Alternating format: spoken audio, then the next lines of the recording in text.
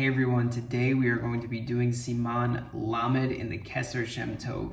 And the Holy Baal Shem Tov is going to explain the proper mindset a person should have when they're starting every new spiritual practice, and that the fruits of that spiritual practice are the next spiritual practice contained within it. So we'll definitely expand on that.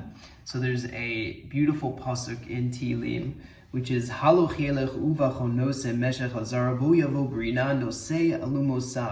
though he goes weeping with his bag of seeds, he's going to return with full sheaves.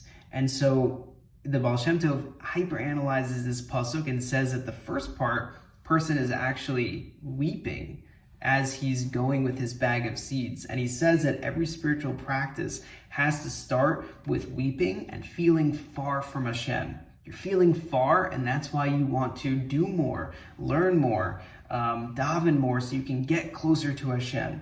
And if a spiritual practice starts with that feeling, then the fruits of that labor that a person gets is going to have within it the seeds for the next spiritual practice to get to the next level.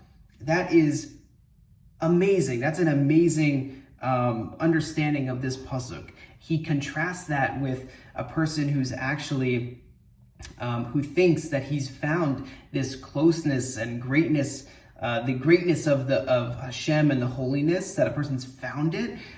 He will actually get rewarded for the practices that he did, but those sheaves, those fruits, are not going to have any seeds for the next planting, because Hashem, rewards everyone for what they do. Hashem is always fair, but it has to do with the mindset that a person starts with and their motivations behind all the spiritual practices that they do. So it's just an amazing thing to think about, because Hashem is Ein Sof. Hashem is without end. That's how Hashem is described in the Kabbalistic literature, because you can't describe Hashem.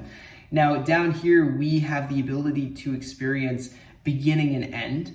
But with this in mind, if we actually start our spiritual practices with bitterness and weeping and feeling far from Hashem, that actually makes us closer to Ein Sof, because the seeds within those fruits are embedded within it, so we can continue to grow and continue trying to get closer and closer to Hashem through all of our practices. So I think another way to say this is that it's actually about the journey and about the growth versus the end product, which is something that we can take with us, obviously, for all of our spiritual practices, but really everything we do in life, just focusing on the journey and starting with that feeling of being far from Hashem and wanting to get closer and wanting to be closer and learn more, but as a way to get closer.